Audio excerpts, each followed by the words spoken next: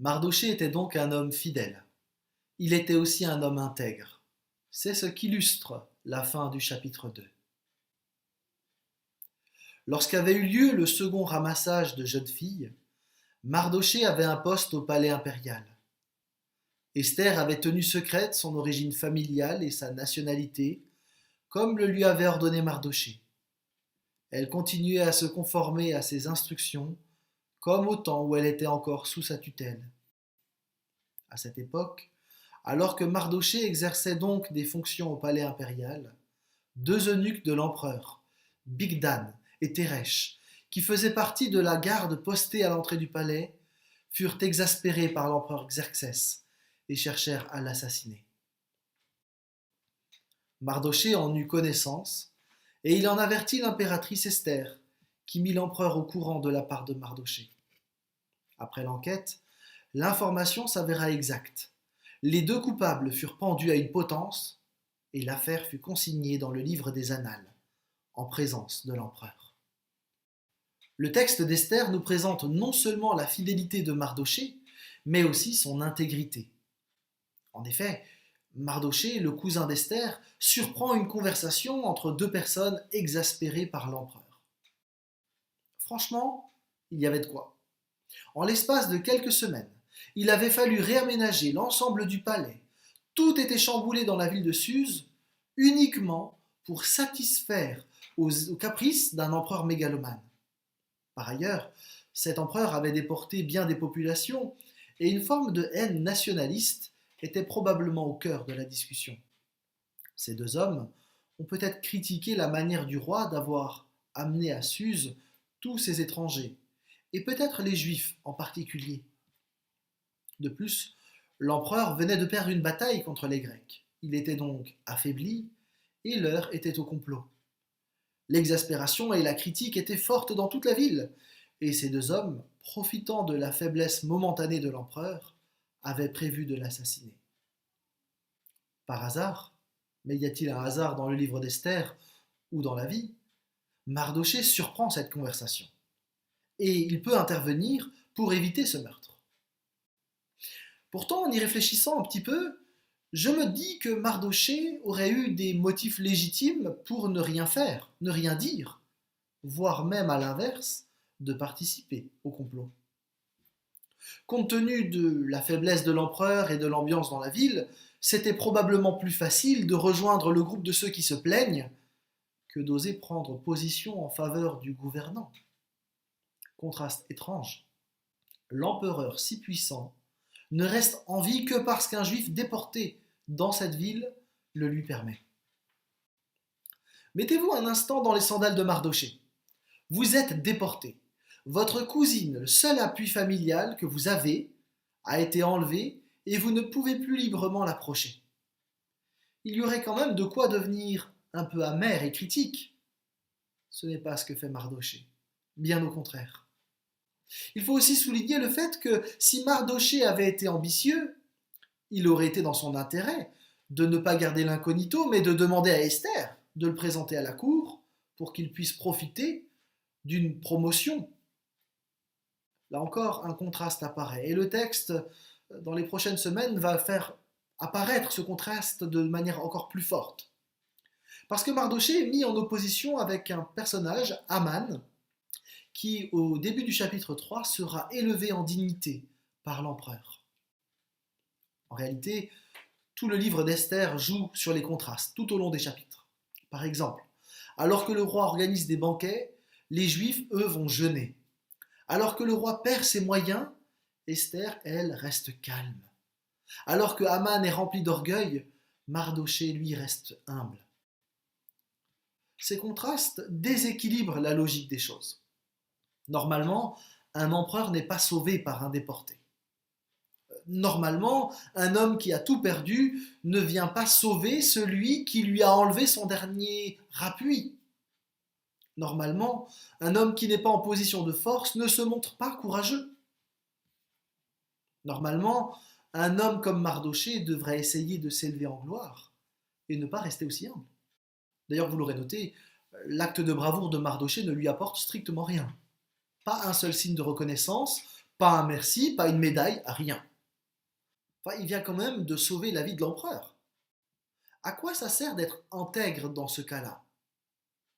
D'ailleurs, on va voir dans les semaines prochaines que l'acte de bravoure de Mardochée va même permettre à ce qu'un édit soit publié dans lequel le peuple juif va être condamné à mort.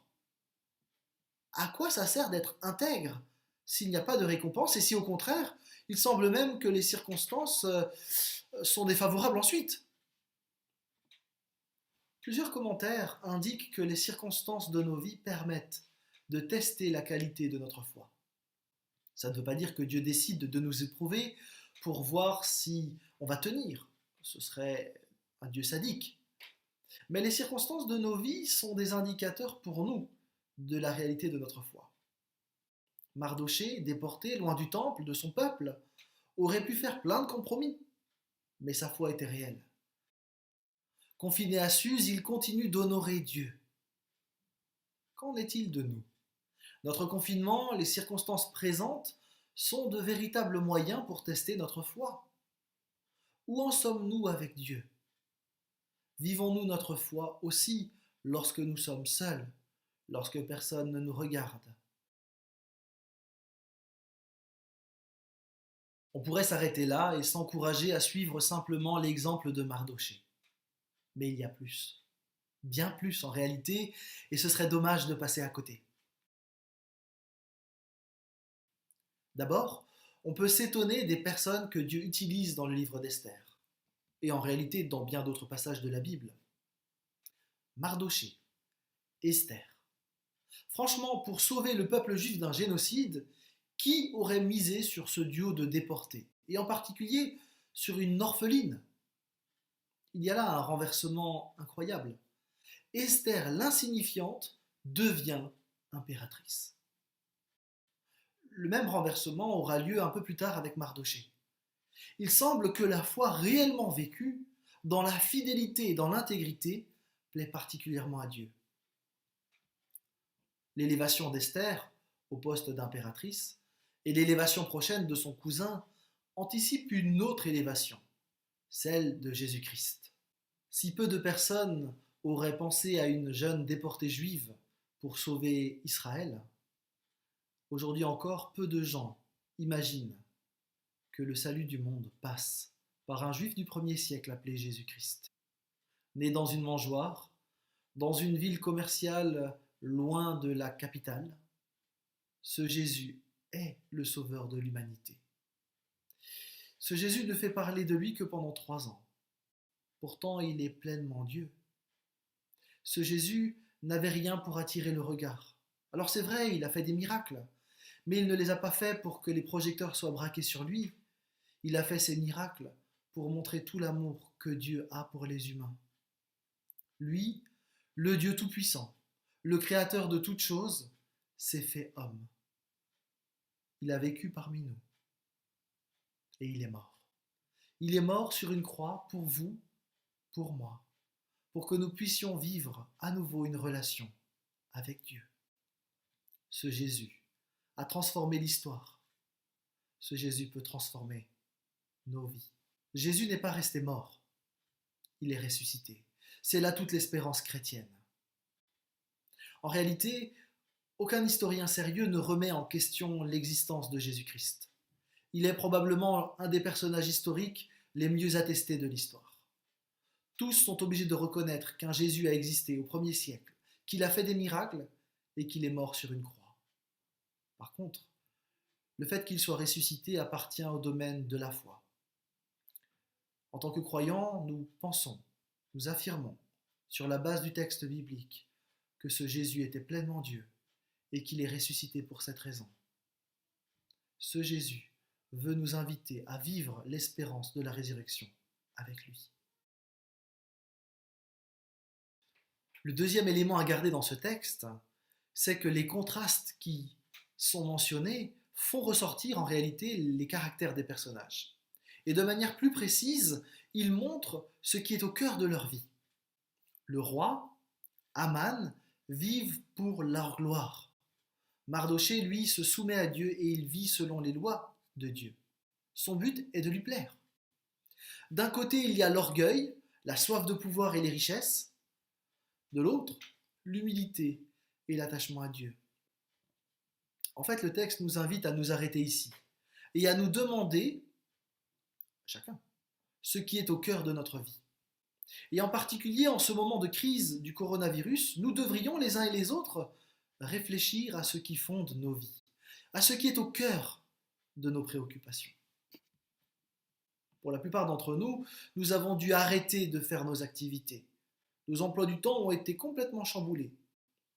Et nous sommes confinés pour quelques jours, peut-être quelques semaines. Ce n'est pas grand-chose quand on considère que nous sommes face à une menace grave qui pourrait radicalement transformer nos vies. Un de mes proches pourrait mourir. Cette crise me met face à cette réalité de la mort, une réalité que notre société aimerait tellement cacher. Notre monde ne veut pas parler de notre finitude. Et pourtant, je ne suis pas immortel, et cette crise me permet de revoir mes priorités et mon rapport à la vie. Qu'est-ce qui compte vraiment pour moi? Je ne devrais pas faire l'économie de cette question. Plus globalement, la question se pose aussi pour notre société. Plusieurs personnes ont déjà mentionné le fait que plus rien ne sera comme avant. Probablement. Quelque part, j'espère que nous prendrons plus en compte l'humain. Mais pour pouvoir transformer les choses, il nous faut là aussi nous questionner. Sur quoi est fondé notre monde? Et il me semble en particulier qu'il serait juste de questionner le culte de la performance, de l'efficacité et du tout rentable qui dicte tellement souvent nos décisions. Cette crise nous oblige ainsi à revoir nos priorités au niveau personnel, familial, national et même mondial. Ce virus que l'on ne voit pas à l'œil nu est tellement dangereux qu'il confine aujourd'hui 1 milliard de personnes dans le monde. Il détruit des familles, il fait exploser des systèmes élaborés, il touche des économies, il perturbe le monde entier. Et il nous oblige par là même à nous poser la question de ce sur quoi nous basons notre vie. En fait, ne pas nous poser les bonnes questions aujourd'hui serait stupide. Non, nous ne pouvons pas reprendre nos vies comme si de rien n'était. Au travers de ce texte et de ces contrastes, il me semble que la Bible met le projecteur sur 2 personnes simples, mais qui avaient trouvé un trésor incroyable. Leur vie a changé parce qu'ils étaient en relation avec Dieu. Ce Dieu-là est le Dieu qui nous a créés. Et chacun de nous, nous avons au fond de nous-mêmes un reste du projet parfait que Dieu avait créé. Nous rêvons tous d'une société juste où il n'y a ni mal, ni souffrance, ni mort, pas de virus. Et ce sentiment nous vient précisément du fait que nous ne sommes pas le fruit d'un hasard aveugle, mais nous avons été créés par un Créateur qui nous aime et qui avait prévu un projet incroyable pour nous, un projet parfait, un projet dont nous avons la trace, mais un projet qui a été abîmé par ce que la Bible appelle le péché. C'est précisément pour rétablir ce projet que Dieu est venu lui-même en Jésus-Christ sur cette terre. C'est pour rétablir ce projet qu'il est mort sur une croix. Et c'est ce projet que nous allons vivre si nous plaçons notre confiance en lui. Le Dieu invisible laisse des traces dans le texte biblique, dans nos vies, pour que nous choisissions nous aussi la bonne part, une vie avec Dieu. Une vie avec une espérance éternelle. Une vie qui, fixant l'espérance, peut se vivre avec d'autres valeurs que celles de la performance et de la rentabilité. Une vie qui vaut la peine d'être vécue, même confinée. Que le Seigneur vous bénisse les uns les autres. À bientôt.